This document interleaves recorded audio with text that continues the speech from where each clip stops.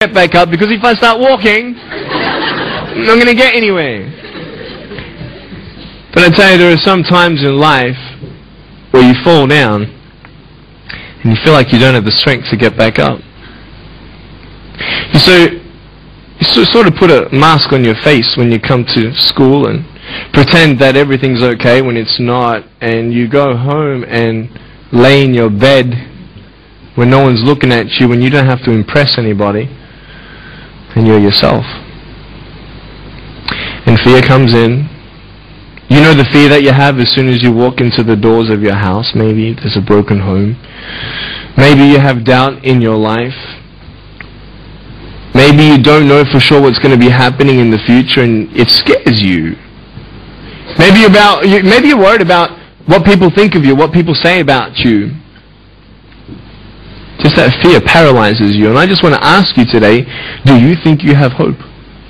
Because I tell you, I'm down here, face down, and I have no arms, no legs.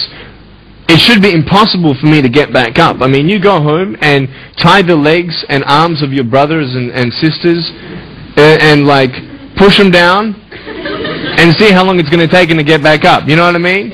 You know, you can tell them that you'll see them tomorrow. You know what I mean? But this is the thing.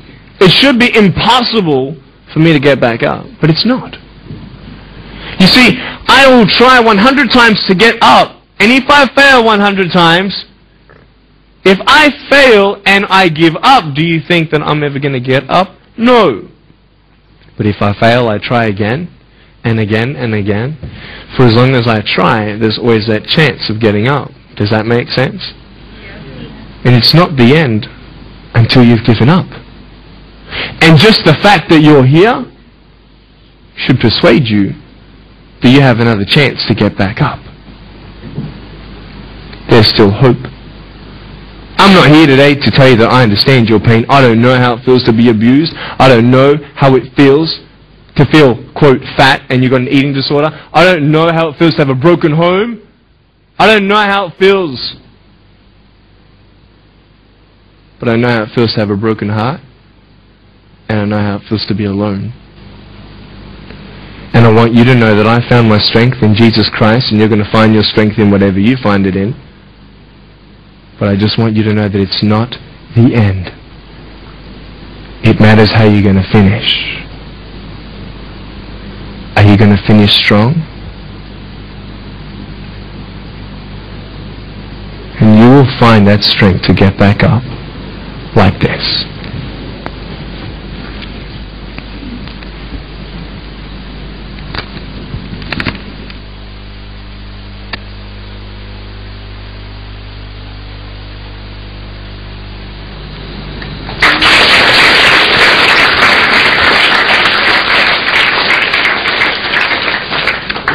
How did I get from depressed to who I am today? Because I tell you, I was depressed.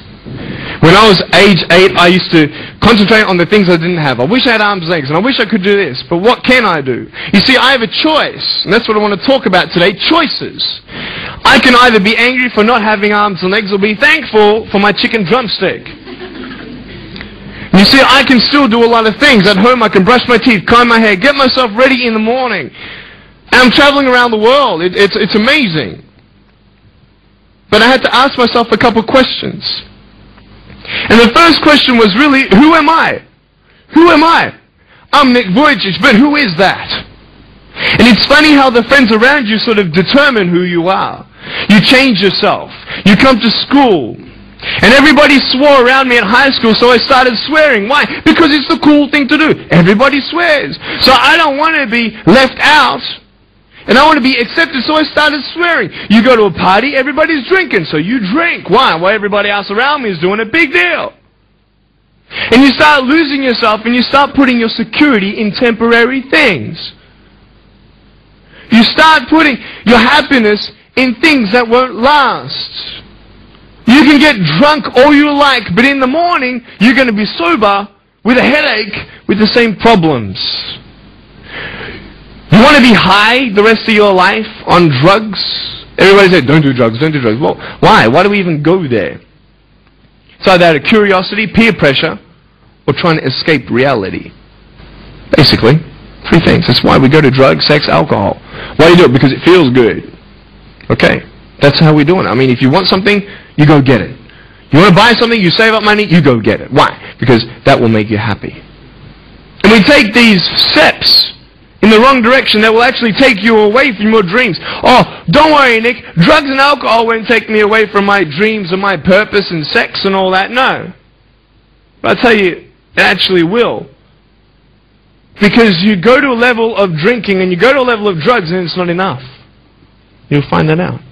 Then you try something new. And then you'll also go to school and people will put you down and parents will tell you that you're a failure because you failed at a test.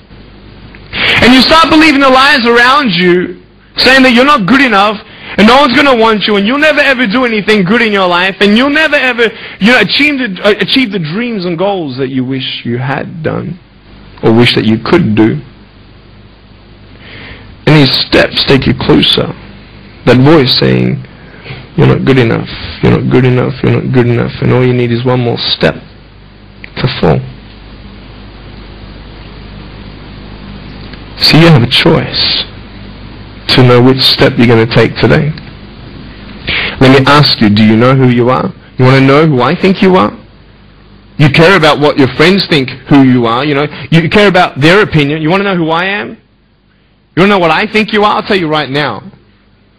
I don't care how you look. Honestly, if you're 400 kilos, I'm going to come up to you and give you a hug and say that I love you. I don't care if you're fat, short, tall, thin, I don't care, man. I really don't care how you look. I don't care what you're good at. I don't care what you're not good at. I don't care if you like rock and roll music or not. I don't care. I don't care. I don't care if you're a good mathematician or a good athletic or not good at anything that you think. But I'm going to come and tell you that you're awesome just the way you are. I know so many teenagers who look themselves in the mirror and wish that they had a different body. Girls, you're beautiful just the way you are.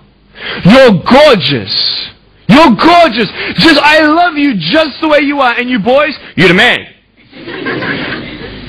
Because it's not how you look. When you see me for the first time, many of you felt sorry for me. Do you feel sorry for me anymore? No. Why? Because you know who I am. But don't you remember I have no arms and no legs? Would you want to be my friend? Of course you would. Why? Because you like who I am. But I have no arms and no legs. And you're going to say, so what? So when you say, well, I have this or I don't have that, I'm going to go, so what? I don't care. You are worth more than diamonds. All the diamonds in the world. You are so precious. Every single one of your hearts. You can do something. Not just something that you can do, but you can live life. Life is not always good. Life is always not rosy. But life is worth living when you find purpose. Nick, I don't know what my purpose is. I don't know. My parents want me to do this. My teachers want me to do that. My friends think that I should do this, and I don't know what to do. And you're torn, man. You don't know what to do. You have to make important decisions, man. You don't know what to do. Who do you believe? Follow your heart. If that's who you want to be, if that's what you want to do in life, then walk to it. One day at a time. That phone might feel so far away. In fact, it might seem impossible for you to reach that. Let's say that phone was all the way at the back of the room. How am I going to get off this table? I can't.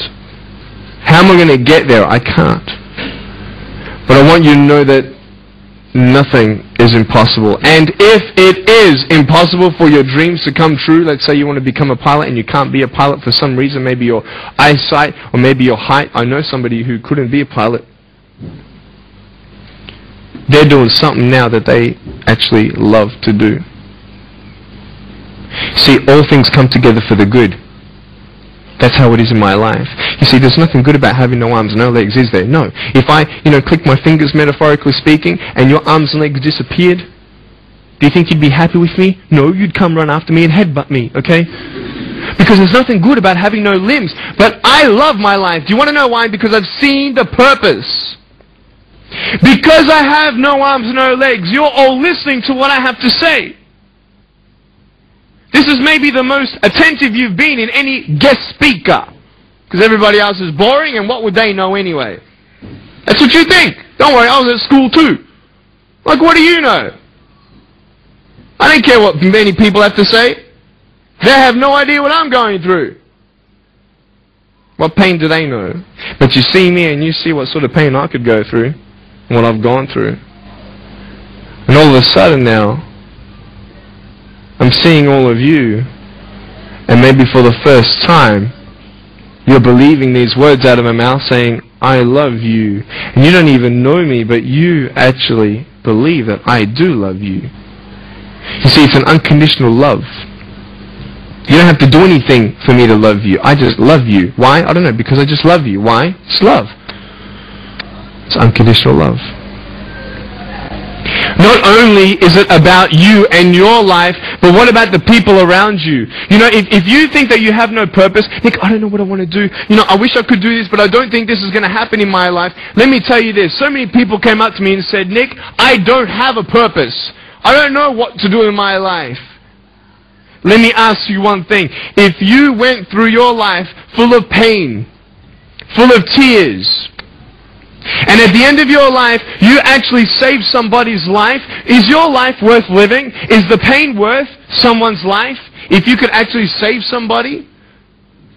Can you imagine?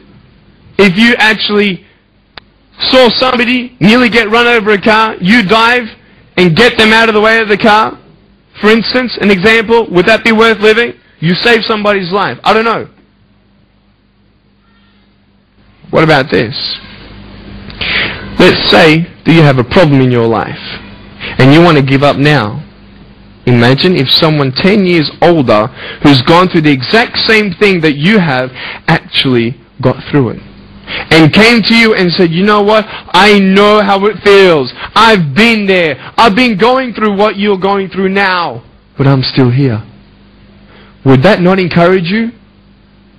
Could that possibly save your life? Yes. Is that not a purpose worth living for? And that's why I believe in you, because that is the greatest purpose. It's to love. Honest. It sounds corny, whatever you want to say. I don't care. I love people because there is freedom and power in loving people. You have a choice every day you come to school to either tease somebody, gossip about somebody, or you can go up to them and encourage them. You can go up to somebody and say, hey, you're looking good today. When you ask them how you're doing and they say okay and you know they're not okay, you can say, no, really, how are you doing? You could save somebody's life. Oh, really, Nick? No, I don't think so. Check this out. I was 6 years old, grade 1, 12 people teased me. I counted them all on my fingers. 12 people teased me.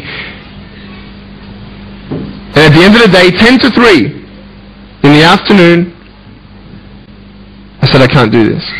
If one more person teases me today, that's it. I'm going to give up. And I'm driving in my wheelchair, my BMW 7 Series to my parents, right? And there is this one girl who yells out, hey, Nick! I'm thinking, great, here it is. She comes to me and she says, Nick, I just want you to know that you're looking good today. And I'm like, oh.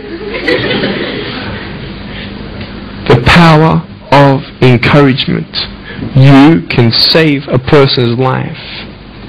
Can I tell you, I was walking, man, this way. You're not good enough. People telling me, no one loves you. There's nothing good in your life. You can't do this, you can't do that. No one's going to want to marry you and all these sort of things, and get to the edge. And all I needed was that one more person to tell me that I wasn't good enough. And I'll be down there. Do you know that you could be that one person for somebody else to push them over? You don't know how many people have eating disorders in this